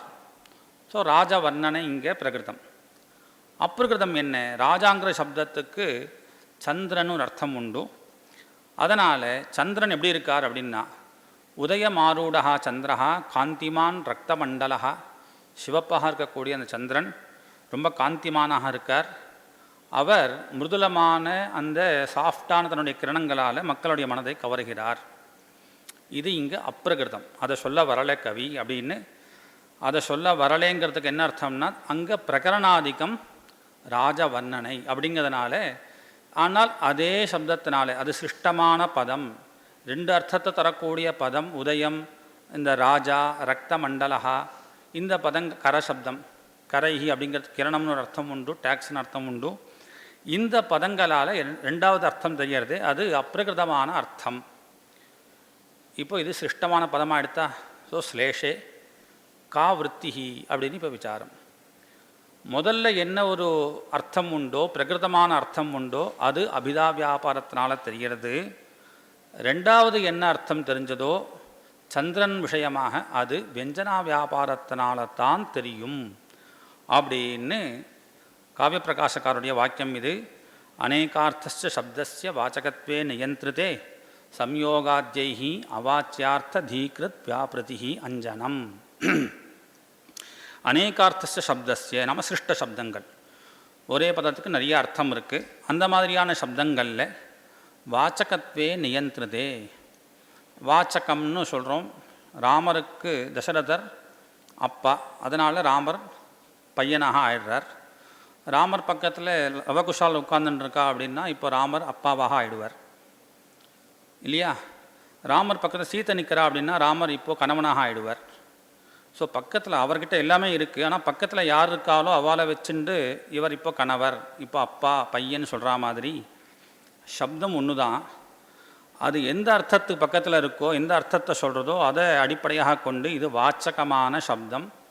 இப்போ அதே சப்தம் வெஞ்சகமான சப்தம், அதே சப்தம் லாட்சணிகமான சப்தம் அப்படின்னு நம்ம சொல்கிறோம். இப்போது இங்கே ஒரே சப்தம்தான். என்ன சப்தம்? ராஜா ஹரதி லோகஸ்ய. இந்த ராஜாங்கிற சப்தம் வாச்சகமாகவும் இருக்குது, வெஞ்சகமாகவும் இருக்குது அப்படிங்கிறது காவிய பிரகாசக்காரர். அது எப்படி? முன்னாடி சொன்னே சிருஷ்டமான பதங்கள் ரெண்டுமே வாச்சியமான அர்த்தம்தான், அதனால் வாச்சகம்தானே ரெண்டுத்துக்கும் சொல்ல முடியும் அப்படின்னு கேள்வி வர, இல்லை இல்லை, வாச்சகத்தை நாங்கள் நியந்திரணம் பண்ணிட்டோம், இந்த சப்தத்தை தான், இந்த அர்த்தத்தை தான் சப்தம் சொல்லும் அப்படின்னு தீர்மானம் பண்ணிட்டோம். எதனால்? சம்யோகாத்யைஹி, சம்யோகம் முதலியவைகளால். ஸோ ஒரு கட்டுப்பாடு கொண்டு வரார். இந்த சம்யோகங்கள்லாம் என்ன அப்படிங்கிறத கீழே பர்திருஹரியினுடைய ஸ்லோகம் வாக்கியபதியத்தில் சம்யோகா விப்ரயோகஸ்ச சஹச்சரியம் விரோதிதா அர்த்தா பிரகரணம் லிங்கம். பொதுவாக நம்ம இந்த பிரகரணத்தை தான் பொதுவாக எல்லா இடத்துலையும் கான்டெக்ட்னு சொல்லிட்டு இருப்போம். அது மட்டும் காரணம் இல்லை, எப்பொழுதும் சேர்ந்தே ஒன்று இருக்குதுன்னு சொன்னால் சசங்க சக்கரோ ஹரிஹின்னு உதாரணம் கொடுக்குறார். இந்த ஹரி சப்தத்துக்கு நிறைய அர்த்தங்கள் உண்டு. விஷ்ணுன்னு அர்த்தம், இந்திரன் அர்த்தம், குரங்கு, நிறைய அர்த்தம் இருக்குது. அப்போ இங்கே ஹரிஹின்னு சொன்னால் விஷ்ணுன்னு எடுத்துக்கிறோம். ஏன் எடுத்துக்கிறோம்னா சசங்க சக்கரஹா ஹரிஹி அப்படின்னு அந்த சப்தத்தில் சங்கு சக்கரத்துடன் கூடியவர் அப்படிங்கிறதுனால சங்கு சக்கரத்தோடு சேர்ந்தே இருக்கக்கூடியவர் யாருன்னா விஷ்ணு தான். அப்போ சம்யோகம் அப்படிங்கிறதுனால அங்கே விஷ்ணு. அதே மாதிரி அசங்க சக்கரோ ஹரிஹி சொன்னாலும் விஷ்ணு தான். வியோகத்தினால அந்த சங்க சக்கரம் இல்லாதவர் யார் அப்படின்னா சேர்ந்தே இருக்கிறதான பிரிஞ்சிருக்கான்னு சொல்ல முடியும். அதனால் வியோகத்துக்கும் அதே ஹரிஹி, அசங்க சக்கரோ ஹரிஹி அப்படின்னு சொன்னாலும் விஷ்ணுன்னு அர்த்தம். இப்படி பல காரணங்கள். அதில் பிரகரணம் அப்படிங்கிறது பொதுவாக நம்ம ஸ்லோகங்களில் பிரகரணம் காரணமாக சொல்லுவோம். இப்படி இந்த சம்யோகாத்யைஹி. அப்போ இந்த ராஜாஹரதி லோகஸ்ய அப்படிங்கிற இடத்துல இந்த சப்தம் எந்த அர்த்தத்தை சொல்கிறது அப்படின்னு சொன்னால், ஓஹோ இது என்ன பிரகரணம்? ராஜவர்ணனம். ராஜவர்ணனம் பிரகடனமாக இருக்கும்பொழுது ராஜாங்கிற சப்தத்துக்கு சந்திரங்கிற அர்த்தத்தை வாங்கிக்க வேண்டாம், ராஜாங்கிற அர்த்தத்தை தான் வாங்கிக்கணும் அப்படின்னு தீர்மானம் பண்ண பிறகு வாச்சக. அப்போ என்னது? இந்த சப்தம் ராஜாங்கிற சப்தம் எதனுடைய வாச்சகம் அப்படின்னு கேட்டேன்னா அரசன் அப்படிங்கிற அர்த்தத்தினுடைய வாச்சக சப்தம் அப்படின்னு தீர்மானம் ஆயிடுத்தா அதன் பிறகு இன்னொரு அர்த்தம் நமக்கு தோன்றது. ஏன்னா அந்த இடத்துல உள்ள எல்லா பதங்களுடைய அமைப்பு அந்த மாதிரி கவி என்ன பண்ணியிருக்கார்? அந்த மாதிரி பதங்களாக போட்டிருக்கார். அசௌ உதயமாரூடா, உதயத்தை அடையவர். அந்த மாதிரி காந்திமான் ரக்த மண்டலஹா, ஹரதி கரைஹி ஹரதி மிருதுலைஹி கரைஹி, இந்த பதங்கள்லாம் பார்க்கும்பொழுது ராஜாங்கிற சப்தத்துக்கு கொஞ்சம் அப்பிரசித்தமாக இருந்தாலும் சந்திரங்கிற அர்த்தம் உண்டு. அதனால் சந்திரங்கிற அர்த்தம் பண்ணால் கூட இது ஒத்து வர்றதே அப்படின்னு ரெண்டாவது அர்த்தம் என்ன தெரிகிறதோ சகதியாளுக்கு, அந்த அர்த்தத்துக்கு வாச்சியார்த்தன் பேர் கிடையாது. அது வாச்சியார்த்தம் இல்லை. ஏன்னா அந்த சப்தம் இப்போ வாச்சகம் இல்லை. அதனால் அந்த அர்த்தம் இருக்கே அரசன், இது சந்திரங்கிற அர்த்தம் இருக்கே அது அவாச்சியார்த்தம். அந்த அவாச்சியார்த்தம் அவனுடைய மனசில் ஏற்படுறது அப்படின்னால் அந்த அர்த்தத்தை இந்த சப்தம் எப்படி சொல்லும் அப்படின்னால் வெஞ்சனா வியாபாரத்தினால்தான் சொல்லும். எப்போ வெஞ்சனா வியாபாரத்தினால் சொல்கிறதோ அப்போது அந்த அர்த்தம் வெங்கியார்த்தம். அப்போது ராஜாங்கிற சப்தமே இப்போது வெஞ்சக சப்தமாக இருக்குது. அப்போ சிருஷ்டமான பதம்தான் ராஜாங்கிறது. ஆனால் ராஜாங்கிற அரசங்கிற அர்த்தம் சொல்லும் பொழுது அது அபிதா வியாபாரத்தினால அந்த அர்த்தத்தை சொல்கிறது. அதே சப்தம் சந்திரன் அப்படிங்கிற அர்த்தத்தை சொல்லும்பொழுது, விங்கியார்த்தத்தை சொல்லும்பொழுது அங்கே அபிதா வியாபாரம் இல்லை, அபிதா விருத்தி இல்லை, அங்கே வெஞ்சனாவிருத்தி அப்படிங்கிறத அவசியம் ஏற்றுக்கணும் அப்படின்னு இந்த காரிக்கையில் காவிய பிரகாசக்காரர் தீர்மானம் பண்ணுறார். சம்யோகாதிபிஹி அர்த்தாந்தராபிதாயகத்வே நிவாரித்தேபி அநேகார்த்தஸ்ய சப்தஸ்ய எது கொச்சித் அர்த்தாந்தர பிரதிபாதனம் தத்திர ந அபிதா. அது காரணம்லாம் தீர்மானம் பண்ணுறார். அங்கே ரெண்டாவது அர்த்தத்தை அபிதா சொல்லாது. ஏன்? நியமனாத்து தஸ்யாகா, அபிதாவை சம்யோகாதிகளால் நியந்திரணம் பண்ணியாச்சு. இங்கே இதுதான் கான்டெக்ஸ்ட் பிரகரணம் அப்படிங்கிறதுனால இந்த அர்த்தந்தான் வாச்சியார்த்தம் அப்படின்னு தீர்மானம் பண்ணதுனால அடுத்த இன்னொரு அர்த்தத்தை அபிதா வியாபாரம் சொல்லாது. அடுத்தது அப்போ லட்சணாவால் வச்சுக்கலாமா? நச்ச லட்சணா முக்கியார்த்த பாதாதி அபாவாத். லட்சணா வரணும்னா சில சிரமங்கள்லாம் புரோட்டோக்கால்லாம் உண்டு. இதெல்லாம் இருந்தால் தான் அது நடக்கும். அதெல்லாம் இங்கே இல்லை. முக்கியார்த்த பாதம், யோகம், அப்புறம் பிரயோஜனம் இதெல்லாம் சொல்லிகிட்டு இருக்கா, அதெல்லாம் இங்கே இல்லை. அதனால் லட்சணாவும் வராது. அப்போது இந்த அர்த்தம் எப்படி தெரிகிறதுன்னா அபித்து அஞ்சனம் வெஞ்சனமேவ வியாபாரா. அப்போ இங்கே விற்த்தியாக இந்த வெஞ்சனா வியாபாரத்தை தான், வெஞ்சனா விற்த்தியை தான் ஒத்துக்கணும் அப்படின்னு ஒரு ஸ்லோகம். பத்ராத்மனா துருதுரோக தனோகோன்ட்டு இந்த ஸ்லோகத்தில் யானையும் வர்ணிக்கிறார், ராஜாவையும் வர்ணிக்கிறார். ஸோ இந்த உள்ள எல்லா பதங்களும் அரசனுக்கும் பொருத்தமாக இருக்கும், யானைக்கும் பொருத்தமாக இருக்கும். எது பிரகிருதம் நம்ம எடுத்துக்கிறோமோ அந்த இடத்துல அபிதாங்கிறது விற்பி, எது அப்பிரகிருதம் எடுத்துக்கிறோமோ அங்கே வெஞ்சனாங்கிற விற்த்தியை ஒத்துக்கணும் அப்படின்னு காவிய பிரகாசக்காரருடைய பட்சம். இந்த விஷயத்தில் இது தீர்மானம் பண்ணுறார். ஏன்னா காவிய பிரகாசக்காரருடைய வாக்கியம் அப்படிங்கிறது சாகித்ய சாஸ்திரத்தில் ரொம்ப முக்கியமான விஷயம். எப்படி பாணினி சொன்ன விஷயத்தை கண்டனம் பண்ணுறதோ இல்லை மகாபாஷுடைய வாக்கியத்தை கண்டனம் பண்ணுறதுங்கிறது அவ்வளோ சுலபமாக இல்லையோ, அதுபோல் அலங்கார சாஸ்திரங்களில் காவிய பிரகாசனுடைய வாக்கியம் ரொம்ப மகத்துவத்தை உடையது. அவர் இந்த மாதிரியாக அநேகார்த்தமான சப்தங்கள் எப்படி விற்த்தியை கொண்டதாக இருக்குது அப்படின்னு விசாரம் பண்ணி எங்கே வாச்சக நியந்திரணம் ஆயிடுத்தோ அங்கே ரெண்டாவது அர்த்தம் அபிதாவால் தெரியாது, வெஞ்சனாவால்தான் தெரியும்னு தீர்மானம் பண்ணி இந்த உதாரணத்தையும் கொடுத்துருக்கார். ஸோ இங்கே இருக்கக்கூடிய எல்லா பதங்களும் சிருஷ்டமான பதங்கள். அதனால் சிரேஷய விற்த்திகின் இந்த தலைப்பில் வேற எங்கேயோ போகிறேன்னு நினச்சிக்க வேண்டாம். இங்கே எல்லாமே பதங்கள் சிரேஷமான பதங்கள். இதில் முதல் அர்த்தம் நம்ம ராஜான்னு எடுத்துட்டோம் அப்படின்னால் அது இது அபிதா வியாபாரத்தினால் தெரிகிறது. ரெண்டாவது அர்த்தம் யானைன்னு எடுத்துட்டோம் அப்படின்னால் அது வெஞ்சனா வியாபாரம். ஆனால் இதுதான் நான் முன்னாடி சொன்னேன். அப்பே தீட்சிதர் பின்னாடி காவிய பிரகாசக்காரருக்கு அப்புறம் வந்தவர். அப்பே தீட்சிதர் குவலயானந்தத்தில் இந்த ஒரு உதாரணம் கொடுக்கிறார். சர்வதோ மாதவ பாயாத் அப்படிங்கிறது பிரகிருத ஸ்லேஷம், அப்ஜேன துன்முகம் துல்லியம் அப்படிங்கிறது அப்பிரகிருத ஸ்லேஷத்துக்கு உதாரணம். மூன்றாவது உச்சரத் போரி கீழாத சுஷுபே வாகினீபதிஹி. வாகினீபதி, வாகினி அப்படின்னு சொன்னால் நதின்னு அர்த்தம் உண்டு, சைன்யம்னு அர்த்தம் உண்டு. ஸோ வாகினீபதி சேனாபதியோ இல்லை சமுத்திரனோ சமுத்திரராஜனோ சுஷுபே சோபிக்கிறான். எப்படி? உச்சரத் பூரி கீழாலஹா. கீழால சப்தத்துக்கு ரெண்டு அர்த்தம் உண்டு, ரத்தம் ஜலம். ஸோ சைன்யாதிபதி சேனாபதின்னு வாங்கின்றால் ரத்தம் சொட்ட சொட்ட இருக்கவே யுத்தம் பண்ணி அப்படி வரவே அதுதான் அவனுக்கு அழகு. சமுத்திரம் வாங்கின்றால் அப்படியே அலை பொங்கிறது. உச்சரத் பூரி கீழாலஹா, அதிகமான அலை பொங்கிறதுனால சமுத்திரம் சுஷுபே சோபிக்கிறதுன்னு ரெண்டு அர்த்தம். இதில் ராஜ வர்ணனம் பிரகிருதம். இன்னொரு இந்த சமுத்திர வர்ணனம் அப்படிங்கிறது அப்பிரகிருதம். இந்த பிரகிருதம்ங்கிற ஒரு ஸ்லேஷத்தை மெனக்கெட்டு எடுக்கிறார் தீட்சிதர். அதை எடுத்து இந்த இடத்துல அவாலாம் அதனுடைய அர்த்தத்தை எழுதியிருக்கேன். ஸோ இந்த இடத்துல பிராஞ்சா எதத்திர பிரகிருதஸ்லேஷ உதாரணே சப்தசக்தி மூலத்வனிம் இச்சந்தி பிராஞ்சா தத் பிரகிருத அபிதானமூலகஸ்ய உபமாதேஹே அலங்காரஸ்ய விங்கியத்வாபிப்பிராயம் நது அப்பிரகிருதார்த்தஸ்யைவ விங்கியத்வாபிப்பிராயம் அப்படின்னு அவள் சொன்ன விஷயத்துக்கு ஒரு சமாதானம் சொல்கிறார்.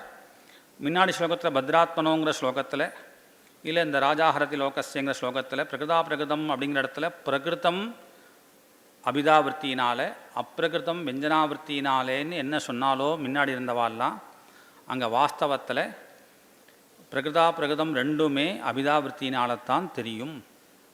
அப்போ அவாலாம் வெஞ்சனாவிற்த்தின்னு சொன்னாலே அப்படின்னா இல்லை, அதுலேருந்து தெரியக்கூடிய ஒரு உபமை இருக்குது பாருங்கோ. என்னது? இந்த சந்திரனும் அரசனும் ஒரே மாதிரி இருக்கா. இந்த அரசன் எப்படி இருக்கான்னா சந்திரன் மாதிரியே இருக்கார். எப்படி? சந்திரன் என்ன பண்ணுறார்? முதலைஹி கரைஹி ஹிருதயம் ஹரதி.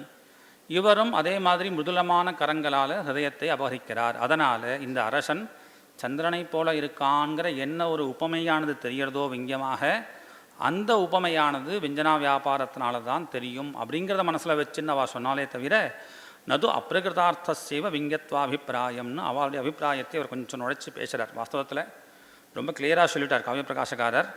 இருந்தாலும் தீட்சிதர் அந்த அர்த்தத்தில் அவள் சொல்லியிருக்கணும்னு எனக்கு தோன்றது. ஏன்? அப்பிரகிருதார்த்தஸ்யாபி சப்தசக்தியா பிரதிபாத்தியஸ்ய அபிதேயத்வ அவசியம் பாவேன வெக்தி அனபேட்சணாத். வெஞ்சனா வியாபாரம் எங்கே ஒத்துக்கிறோம் சாஸ்திரங்களில்? அதாவது அபிதா வியாபாரத்தினால சொல்ல முடியாது அப்படின்னு சொன்னால் தானே அபிதா வியாபாரத்தால் சொல்ல முடியும். ஏன்னா அந்த சப்தம் நானார்த்தகமான சப்தம். ராஜான்னு சொன்னால் ரெண்டு அர்த்தமும் உண்டே, பயோரமணியும் சொன்னால் ரெண்டு அர்த்தமே தெரியறதே. அதனால் பிரதிபாத்தியஸ்ய அபிதேயத்வ அவசியம் பாவேன சப்தசக்தியினாலேயே நேரடியாக தெரியும் அப்படின்னு சொல்லும் பொழுது இன்னொரு வியாபாரத்தை அங்கே ஒத்துக்க வேண்டாம். ஸோ அவர் கொடுத்த உதாரணம் அசா உதயமாரூடா இத்தியாதோ பிராகரணிக்கே அர்த்தே பிராகரணிகவத் அப்ராகரணிகேபி ராஜகரமண்டலாதிசப்தானாம் பரஸ்பர அன்வய யோக்ய நிருபதி தத்கிராஹ்யதன தேசாதிவாச்சகானாம் சமபிவ்யாஹாரரூபம் அபிதா நியாமகம் அஸ்தி இத்யர்த்தத்வயஸ்யாபி பிராகரணிகத்வைவ பிராகரணிக ரூபத்வேபி உபயத்திர அபிதேவ வியாபாரா அப்படின்னு ஒரு நியமத்தை கொண்டு வரார். சமபிவ்யாஹாரம் அப்படின்னு ஒரு விஷயத்தை இங்கே தீட்சிதர் இந்த ஒரு சமபிவ்யாஹாரம் அப்படிங்கிற ஒரு விஷயத்தினாலே அங்கே ரெண்டு அர்த்தமே நமக்கு அபிதா வியாபாரத்தினால தெரியும். சாஸ்திரங்களில் பொதுவாக கௌரவம் லாகவம் அப்படின்னு ஒரு விஷயத்தை ஒத்துக்கிறா. எங்கேயுமே கௌரவம் அப்படிங்கிறது தோஷமாக எடுத்துக்கிறா. பல விஷயங்கள் பண்ணி இல்லை பல விஷயங்களை கல்பித்து ஒரு விஷயத்தை கொண்டு வரணும் தீர்மானம் பண்ணணும் அப்படின்னு சொன்னால் அங்கே அதை விட அதை சுலபமாக கொண்டு வர முடிஞ்சால் அதை நம்ம எடுத்துக்கணும். அது லாகவம் அப்படிங்கிற பட்சம் ஆசிரிய யோக்கியமாக இருக்குதுன்னு.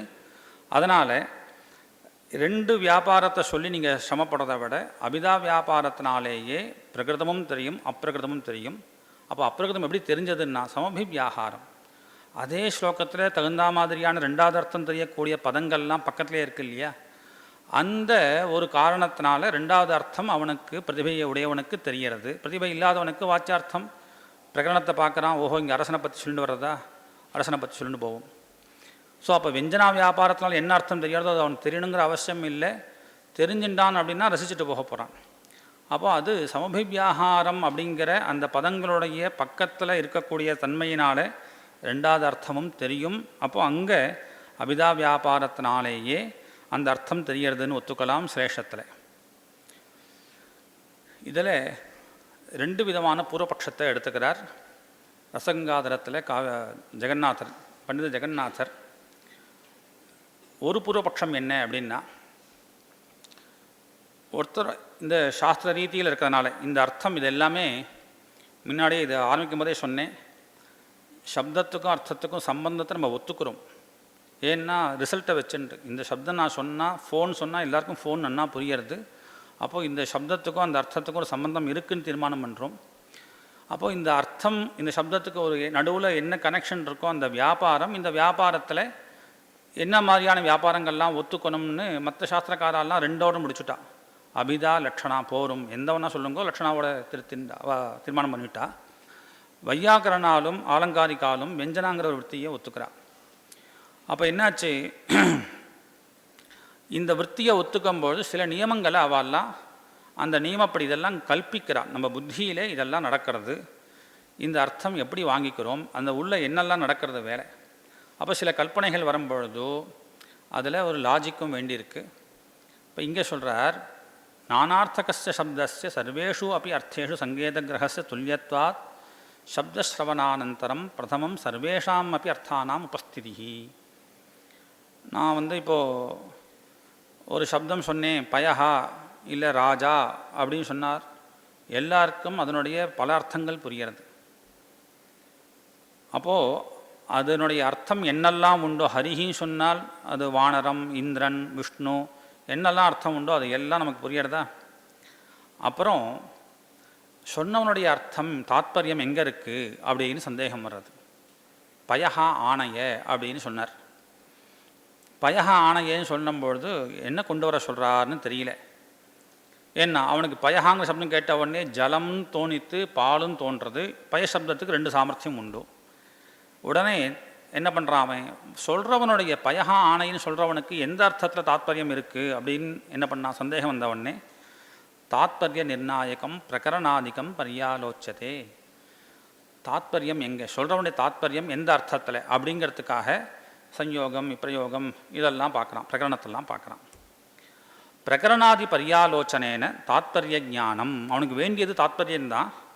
அந்த தாத்பரிய ஞானத்துக்காக இவர் இப்போ எந்த கான்டெக்ஸ்டில் பேசுகிறார், எந்த விஷயத்தில் எங்கேருந்துன்னு பேசுகிறார் அப்படின்னு பார்த்துட்டு, ஓஹோ தர்ப்பணத்துக்காக உட்கார்ந்துன்னு இருக்கார், பயஹா ஆணையன்னு சொன்னார்னா உடனே புரிஞ்சுட்டான். அங்கே போய் பாலை கொண்டு கொடுத்தான்னா திட்டுவார். அப்போது பயஹா ஆணையங்கிறதுக்கு தாத்பரியம் எங்கன்னா ஜலத்திலேன்னு புரிஞ்சுக்கிறான். எதனால் புரிஞ்சுக்கிறான், பிரகரணாதி வசாத், எங்கே உட்காந்துன்னு பேசுகிறார் அப்படிங்கிறத வச்சுட்டு ஜலத்தை கொண்டு போய் கொடுக்குறான். தேனை ஏகார்த்த மாத்திர விஷயிக்க உபஸ்திதி. எத்யபி அந்த பயஹாங்கிற சப்தத்துக்கு ரெண்டு அர்த்தம் இருந்தாலும் இப்போ ஜலந்தான் அர்த்தம் அப்படின்னு அந்த அர்த்தத்தை அவன் வாங்கிட்டான். முதல்ல ரெண்டு அர்த்தம் வந்தது, அப்புறம் அவர் எங்கே உட்கார்ந்துருக்கார் அப்பா அப்படின்னு பார்த்துட்டோ தீர்த்தந்தான் கேட்குறார் அப்படின்னு கொண்டு போய் கொடுக்குறான் இல்லையா. தத் விஷயக்கா சாப்தபோதா இது கிரமஹா. இப்படி ஒரு நம்ம மைண்டில் இப்படி தான் வேலை நடக்கிறது. அதை சொன்னவொடனே ரெண்டு அர்த்தம் தோன்றது. அப்புறம் என்னது சைந்தவமானையே அப்படின்னு ராஜா குரல் கொடுத்த உடனே குதிரையை கொண்டு வாங்குறாரா, இது உப்பை கொண்டு வாங்குறாரா, ஓஹோ சாப்பிட உட்காந்துருக்கார் அப்படின்னு உடனே சரி உப்பு தான் கேட்குறார் அப்படின்னு. அப்போது ரெண்டு அர்த்தம் முதல்ல ஸ்புரிக்க மனசில் வர, அதன் பிறகு தாத்பரியம் எந்த அர்த்தத்தில் இவர் சொல்கிறார் அப்படின்னு தெரிஞ்சுக்கிறதுக்காக பிரகரணாதிகள்லாம் பார்த்து தாத்பரிய ஞானம் ஏற்படுறது. அதுதான் சாப்தபோதம். யத்யபி பதஜானம் க்ஷணிகம் ததாபி தாத்பரிய ஜானம் வர்த்ததே இது ஹேதோஹோ ஏகார்த்த விஷயினி உபஸ்திதி பவதி ஏவமேவ. இதில் அழகாக எப்படி, ஏன்னா காவியப்பிரகாசக்காரர் ஒரு அர்த்தம் சொல்கிறதுக்காக இப்போ வரலை, சிருஷ்டமான இடங்களில் ரெண்டாவது அர்த்தம் எப்படி வர்றது அப்படின்னு பார்க்குறதுக்காக வரார். அப்போது தாத்பரிய ஜானம் என்ன பண்ணுறதுன்னா இந்த அர்த்தத்தை தான் இவர் சொல்கிறார் அப்படின்னு தீர்மானம் பண்ணுறதுக்காக வர்றது.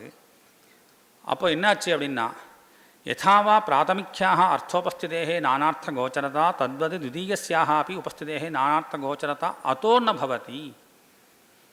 முதல்ல அவனுக்கு அந்த சப்தம் கேட்ட உடனே ரெண்டு மூணு அர்த்தம் தோணித்து இல்லையா. அதுக்கப்புறம் அவர் உட்கார்ந்துருக்கார் சந்தியாவந்தனம் பண்ணுறான்னு தெரிஞ்ச உடனே ரெண்டாவது அர்த்தம் ஏன் அவனுக்கு தோணலேன்னு கேட்குறார்.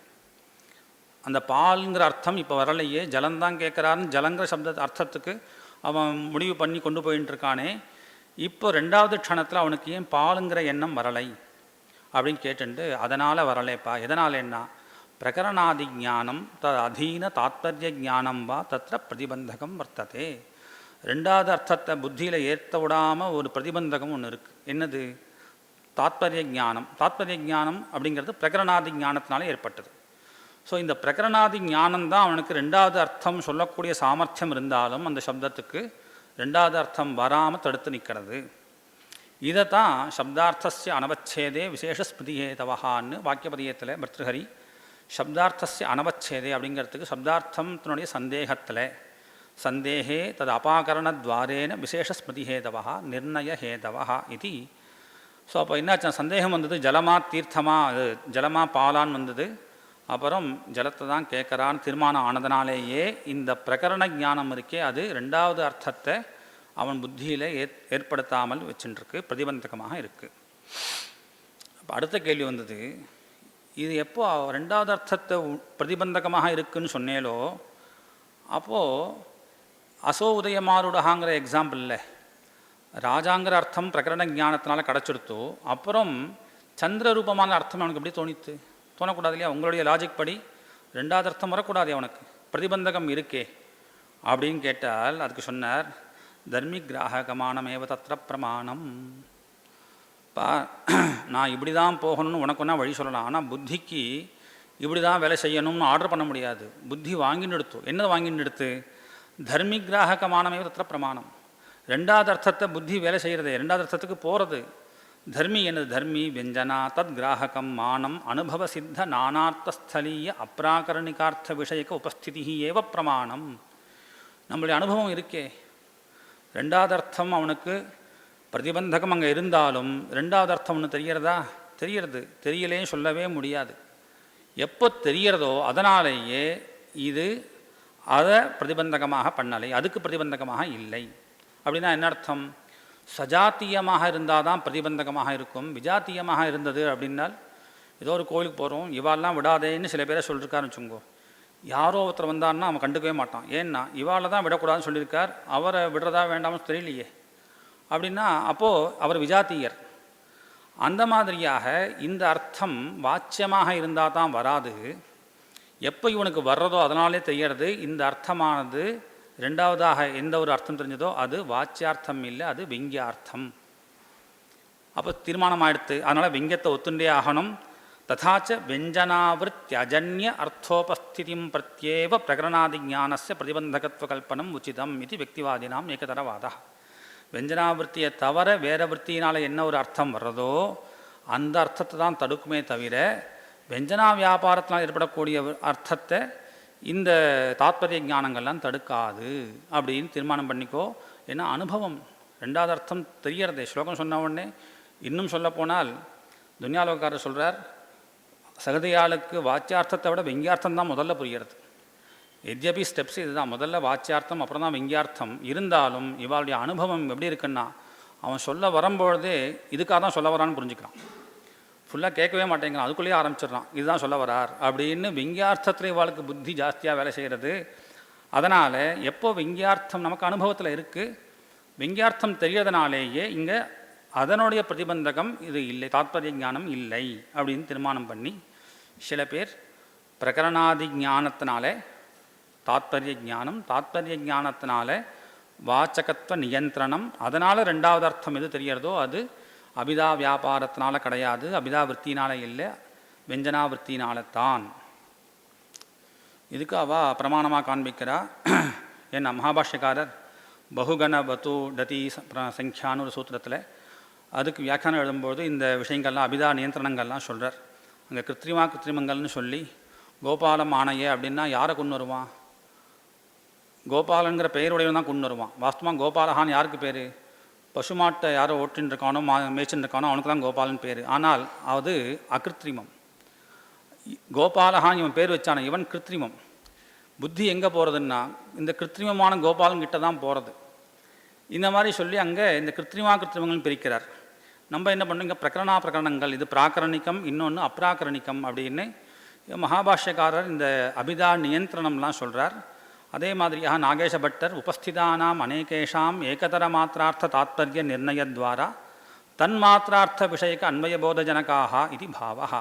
இந்த சம்யோகாதிகள்லாம் அநேகேஷாம் ஏகதர மாத்திரார்த்த தாத்பரிய நிர்ணயத்வாரா, பல அர்த்தங்கள் வந்தாலும் அதில் ஒரு அர்த்தத்தில் தான் தாத்பரியம் இருக்குது நிர்ணயம் பண்ணுறதுனால அந்த விஷயமான அன்வயத்தையே போதத்தையே ஏற்படுத்தும் அப்படின்னு நாகேஷ பட்டர். சத்யபி சம்பந்த கிரகே சம்யோகாதி ஞானஸ்ய தஜ்ஜன்ய பிரதமார்த்த தாத்பரிய கிரகஸ்யவா பிரதிபந்தகத்வாத் ந த்விதீயார்த்த ஞானம் இது பாவா அப்படின்னு துர்பலாச்சாரியர் இவாலாம் அந்த விஷயத்துக்கான உபோத்பலகமான பதங்களை சொல்கிறா.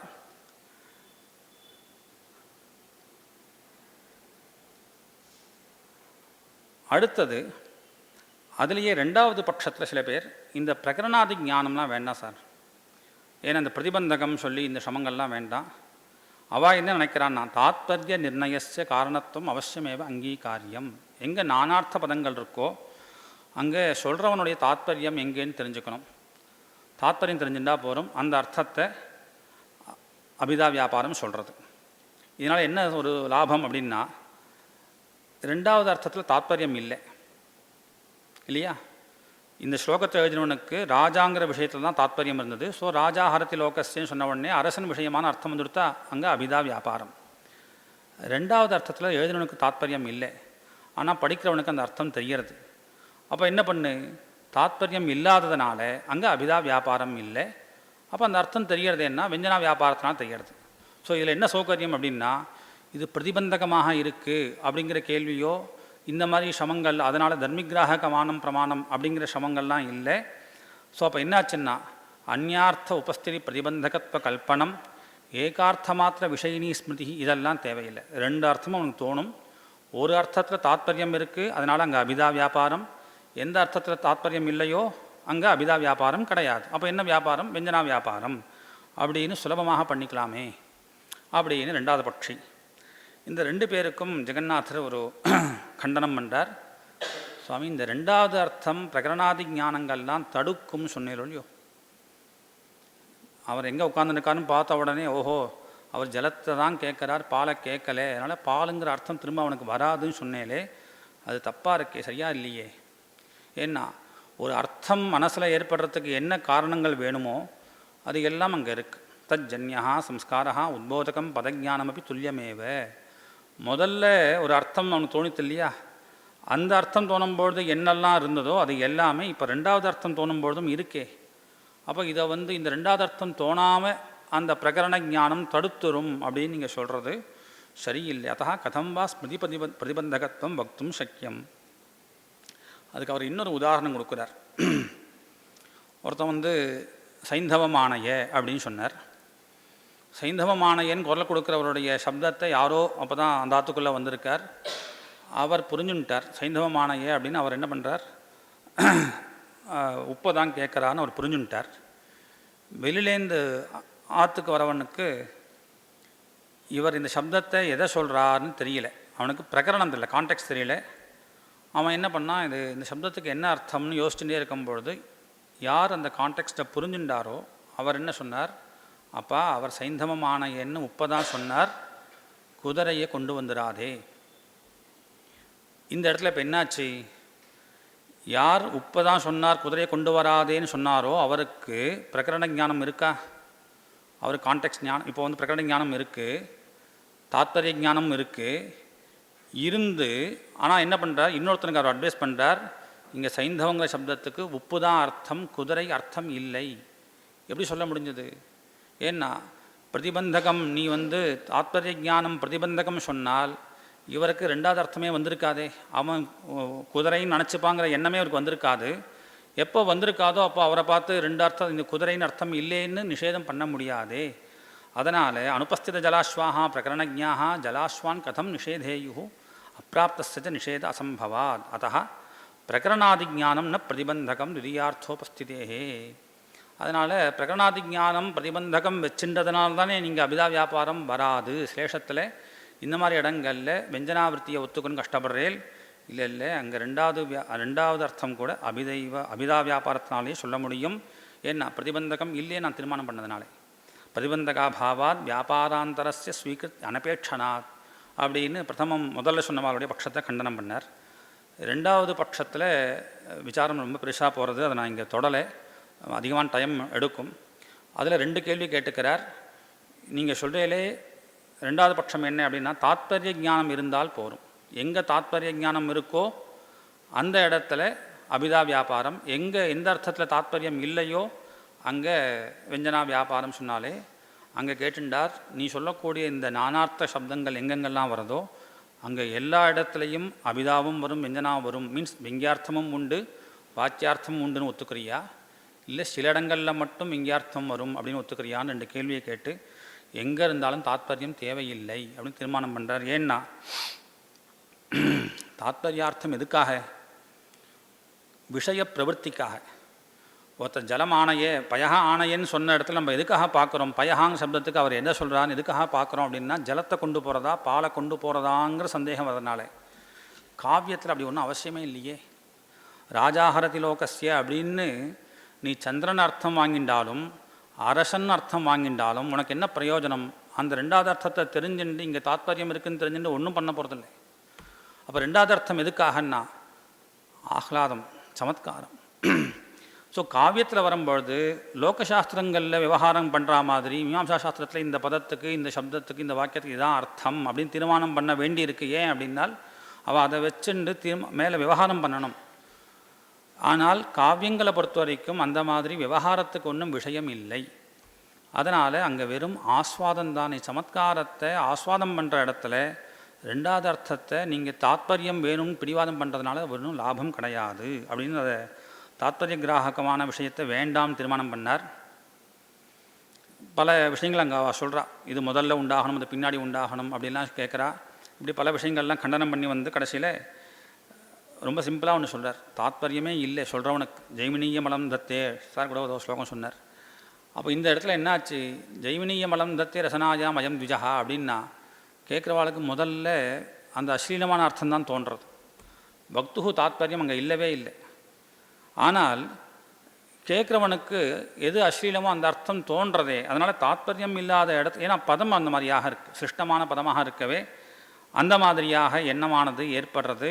அதனால் தாத்பரியம் அப்படிங்கிறது தாத்பரிய ஞானம் அப்படிங்கிறத வச்சுண்டு அந்த இடத்துல தாத்பரிய ஞானம் இருக்கிற இடத்துல அபிதாவிருத்தி, தாத்பரிய ஞானம் இல்லாத இடத்துல வெஞ்சனாவிருத்தி அப்படிங்கிற பட்சத்தை சரியாக ஒத்துக்க முடியாது, சரின்னு ஒத்துக்க முடியாதுன்னு முடித்தார். இதெல்லாம் ஜெகநாதருடைய பட்சத்தினால. தீட்சிதர் என்ன பண்ணார்? அவருடைய பட்சத்தில் நானார்த்தகஸ்தலேஷு பிரதமார்த்தபோதே பிரகரணாதிக்கம் அபிதா நியாமகம் ததைவ துதியார்த்தபோதேபி சமபிவியாகார ரூபேன அபிதா நியாமகேனைவ சமர்த்தயிதும் சக்கியம் இது உபயோகோ அப்படி அர்த்தையோ பிராகரணிக அப்ராகரணிகையோ சக்தி வேத்தியத்துவமேவ அப்படின்னு ரெண்டு காரணம். முதல் அர்த்தத்துக்கு பிரகரணம், ரெண்டாவது அர்த்தத்துக்கு சமபிவியாகாரம். ஒரு வித்தியாசத்துக்காக சொன்னேன். ஜெகநாதர் இந்த தாத்பரிய ஞானம் பிரகரணாதி ஞானமே வேண்டாம் சொன்னார்.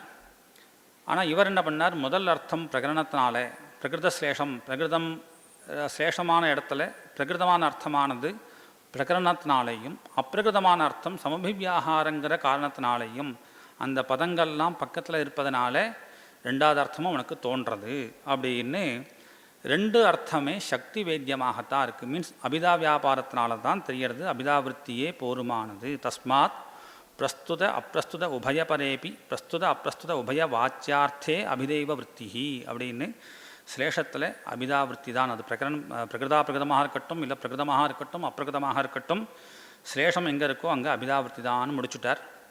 அப்போது ஸ்லேஷம் மூலக்கமாக எங்கே இருக்கோ அந்த இடத்துல வெஞ்சனாவிருத்தின்னு முன்னாடியே சொன்னோம். உபமாதி அலங்காரங்களில் வெஞ்சனாவிருத்தி. இன்னொரு கேள்வியும் வர்றது, அப்போது நீங்கள் சொல்லக்கூடியதை பார்த்தா எல்லா இடத்துலையுமே வெறும் அலங்காரம் மட்டும்தான் வெஞ்சனா வியாபாரமாக வரும் போல இருக்கே. ஏன்னா சிருஷ்டமான பதங்கள்லேருந்து வரக்கூடிய சப்தமூலக துவனியில் வஸ்துத்வனியே வராது போல இருக்கே அப்படின்னு கேள்வி கேட்க, சனிஹி அசனிஷ்டன்னு ஒரு ஸ்லோகம். அந்த இடத்துல வஸ்து விற்பி சனிஹி அசனிஹின்னு ரெண்டு பதத்தையும் சொல்லி ரெண்டுத்துலேயும் பேதம் அந்த விரோதம் காண்பிச்சு, அதனால் விருத்தமான ரெண்டுமே சனியும் அசனியும் ரெண்டுமே இவன் விஷயத்தில் சகாயம் பண்ணுறது. இந்த பிரதீப நைஷதத்தில் ஒரு ஸ்லோகம், அதில் பேத்ருதோஜிதான்னு சொல்கிறார். இந்த விருத்தமான விருத்த தர்மைஹி அப்படி பேத்ருதா உஜ்ஜிதா, விருத்த தர்மங்கள் கூட பேதத்தை விட்டுட்டு இவங்கிட்ட சமமாக இருக்குது அப்படின்னு ஒரு ஸ்லோகம். அந்த மாதிரியாக சனியும் அசனியும் கூட இந்த ராஜாவுக்கு சமமாக இருக்கான்னு அந்த இடத்துல வஸ்துத்வனியானு தெரிகிறது. அதனால் சிருஷ்டத்தில் சேஷமான நானார்த்தக ஸ்தலங்களில் அலங்காரம்தான் நியமம் கிடையாது அப்படிங்கிறத அவர் சொன்னார். ஆனால் அந்த பட்சத்தை விட ஜெகநாதர் சமபிவியாகாரம் நீங்கள் ஒரு காரணத்தை சொல்கிறத விட எல்லா சாஸ்திரங்கள்லேயும் ஒத்துண்ட ஒரு விஷயம் ரூடிஹி யோகாத்து பலீயசி அப்படின்னு ஒரு நியாயம். எங்கெங்கெல்லாம் ரூಢியான பதம் இருக்கோ அது யௌகிகமான பதத்தை காட்டிலும் பலியசாக இருக்கும். பங்கஜம் சொன்னால் என்ன தோன்றது? தாமரைன்னு தோன்றது. பங்கா ஜாயத்தே இது அதுக்கு அர்த்தம்.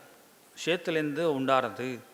சேத்துலேருந்து உண்டாருதுங்கிற அர்த்தத்தினால நம்ம புழு கூட வாங்கிக்கலாம். இருந்தாலும் அது ரூಢியான அர்த்தம் இல்லை, தாமரை தான் ரூಢியான அர்த்தம். அப்படிங்கிறதுனால யோகத்தினால் ஏற்படக்கூடிய அர்த்தத்தை ரூಢியானது தடுத்துரும் அப்படிங்கிற விஷயத்தை எல்லா சாஸ்திரியாலும் ஒத்துன்றிருக்கா. அதனால் ஜெகநாத பண்டிதர் இப்படி ஒரு உதாரணம் கொடுக்குறார்.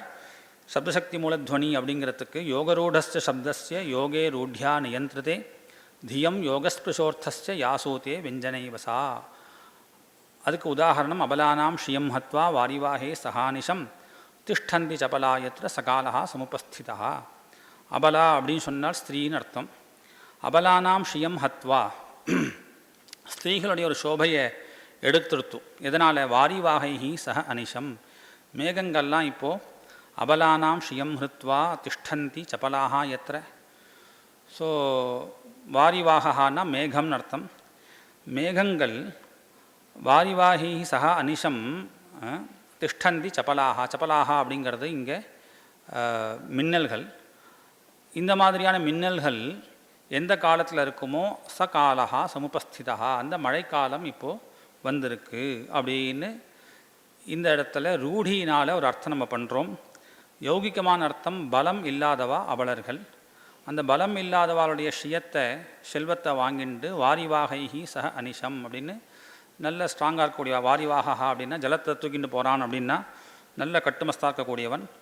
அவனோடு இருக்கக்கூடிய சபலாகா எந்த காலத்தில் இருப்பாலோ அந்த காலம் வந்ததுன்னு இப்படியாக இந்த ரெண்டு அர்த்தம் சொல்லக்கூடிய சிஷ்டமான இந்த இடத்துல பிரகரண ஞானமோ தாத்பரிய ஞானமோ எல்லாம் விஷயம் இல்லை.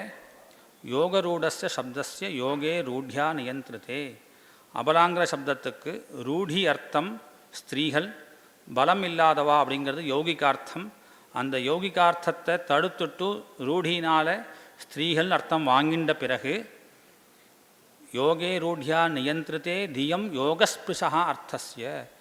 யோகிகமான அர்த்தம் சகதியனுக்கு புத்தியில் ஏற்பட்டால், அதனால் ஒரு சமத்காரம் தெரிஞ்சால், அந்த இடத்துல அந்த அர்த்தமானது யா சூதே சா வெஞ்சனைவ, அங்கே வெஞ்சனா வியாபாரத்தை ஒத்துக்கணும்னு சிலேஷத்தில் விற்பி விஷயங்கள் அப்படிங்கிறத யதாவகாசம் தெரிவிச்சுட்டேன். எனக்கு இந்த ஒரு உபன்யாசத்துக்கான ஒரு அவகாசத்தை கொடுத்த KSRI சம்ஸ்கிருத அகாடமி ஸ்ரோதாக்கள் எல்லாருக்கும் என்னுடைய தன்யவாதத்தை தெரிவிச்சுன்னு பூர்த்தி பண்ணிக்கிறேன். நமஸ்காரம்.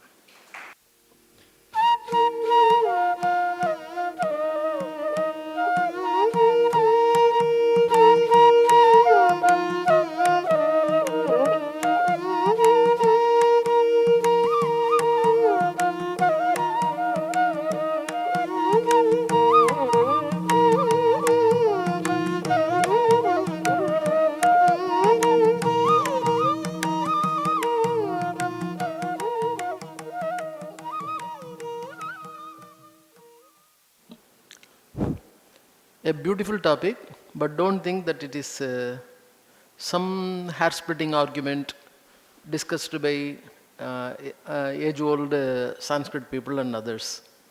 It is actually relevant even today. It is being discussed very much, whether we are aware of it or not. It is very much discussed. It's a hot topic also. You might have heard this particular general sentence, she likes growing cabbages. Very formal, popular example. She likes growing cabbages. The growing has got two functions. One function is she likes, that is what is called growing, that is nurturing, planting cabbage and then rearing it. But another one is growing is an adjective for cabbages. She likes growing cabbages, that is cabbages which are growing. Now, while analyzing in parts of speech, where are you going to put growing? Growing under adjective, say if you just put the question in ChatGPT will give growing as, that is, she likes growing cabbages. In that sentence, ChatGPT may give you, it is what is called gerundive nominals. So it will be treated as gerundive nominal. Now, this has got a problem in computer, that is in the modern ChatGPT, that is in AI, this has got a problem. How to understand this particular thing? Where, because as he said in ＳLEŠE, of course Jagannatha and Dikshita has beautifully analyzed this. Dikshita's opinion is closer to AI, and in that particular way he is taking it, because there are two meanings, how the second meaning is taken into account. So in this particular aspect, these are all beautifully discussed, but since I have to close it by 5 o'clock, I don't want to go into all those things. That itself may become a separate topic, and then bypassing the speaker's topic, I will be talking or a tangent. But just I want to draw your attention that many of these topics are not hair-splitting arguments indulged in by our ancient people. Even though they have what is called discussed all these things, they have lots of relevance in what is called in artificial intelligence or in analysis. Words have got different meanings. The different meanings in words are given in dictionary. But what meaning to be selected? He say, Samyogo, Viprayogascha, Sagacharyam, Virodhita, Artha, Prakaranam, Lingam, all these things. Prakarana, etc. are capable of deciding a particular meaning. But now, for machine, the prakarana also is another word. It is not a context. For us, it is a context, actual living context. So how to put it, how to bring it under a, what is called the living context under a written information, how to give a command to it. So these are all the information, not only in Sanskrit, it is there in every languages, almost many discussions are there. It is a very nice, beautiful topic. Such things can be taken up. Anyway, thank you, Mr. UMAPATHI, for bringing out, very beautifully analyzing, bringing all things connected with ＳLEШE. He said ＳLEШE as a meaning function, ＳLEШE vrittihi. But ＳLEŠE in actual day-to-day usages, ＳLEŠE as what is called, I mean, time pass talks. பேசும்போது நம்ம என்ன பண்ணுவோம், கடி joke அப்படிங்கிறோம். கடி ஜோக்கெல்லாம் என்ன? Bombay dying. Why? Gwalior shooting. Is it not a ＳLEŠE? In this way, all these things, they are, kadi jokes also are ＳLEŠE only. But they are based on linguistic ＳLEŠE, especially people who are conversant with that particular language or with that particular context. In this way, for time pass, ＳLEŠE is used. ＳLEŠE is used for communication in day-to-day affairs. ＳLEŠE is used in Alankara, everywhere. So where you are using. But here, many of the things together, actual day-to-day conversation and communication and Alankara, Sahitya, all the things they have been brought together and they have been discussed. So it may take some time to absorb all those things. Since it is available in YouTube, you can think over it, you can mull over it. And now it is my pleasant duty to thank. I thank the endowment makers. I go with Sanskrit Academy, being a president of Sanskrit Academy. I go with Sanskrit Academy. There is a great person called Thirupugal Mani.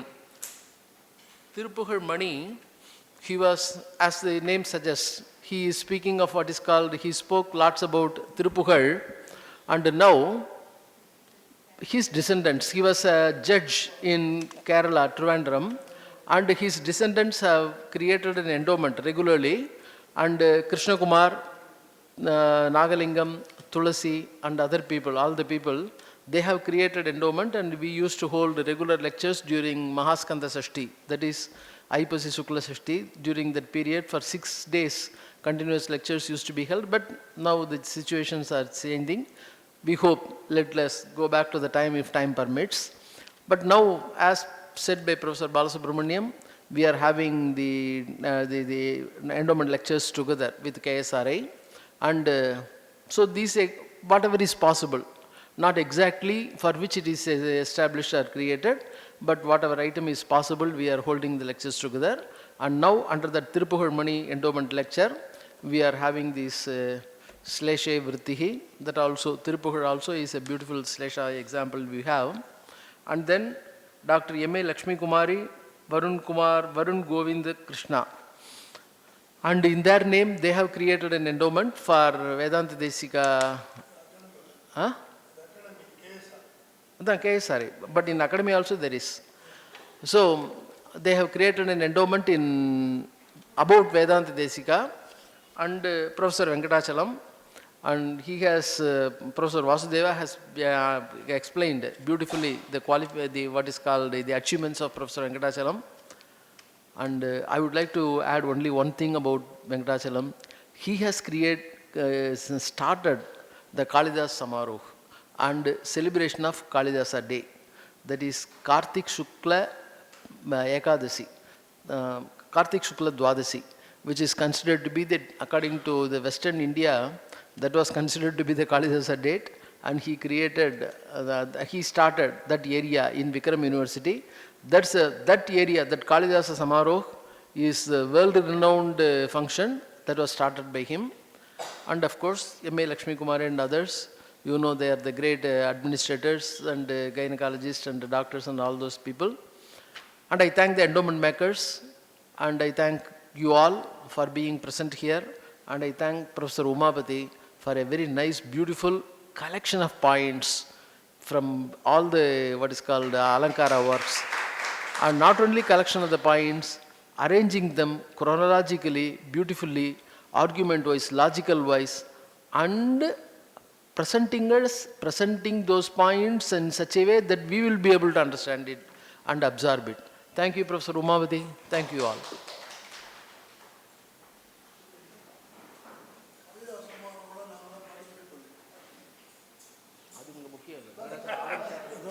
ஒரே ஒரு நிமிஷம், அவர் ஏதோ ஸ்லேஷம் பற்றி சொன்னார் இல்லையா? So நான் அது கேட்டுட்டே இருந்தேன். ஒரே ஒரு சின்ன ஸ்லோகம் எழுதினேன் ஸ்லேஷம். எப்படி இருக்குது பார்த்துட்டு சொல்லுங்கள்.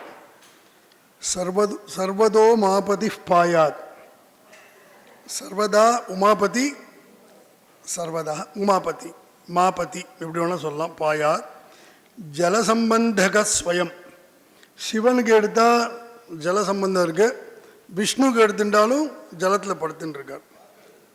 நாகபூஷண வாசீச்ச, இவருக்கு நாகமே பூஷணமாக இருக்குது, அவர் ஆதிசேஷன் நாகத்தில் பூஷணமாக அவர் இருக்கார். ஸோ நாகபூஷண வாசீச்ச ஹரி ஹரோ பாத்துன சதா. இது இப்படி ஹரியும் எடுத்துக்கலாம், அப்படி ஹரனும் எடுத்துக்கலாம். அதனால் சிங்குலரில் தான் போட்டிருக்கேன், பாத்துன சதா அப்படின்ட்டு. ரைட்டாக தப்பாக தெரியல, பேசும்போது கடனை அடித்து எழுதினான். தேங்க்யூ.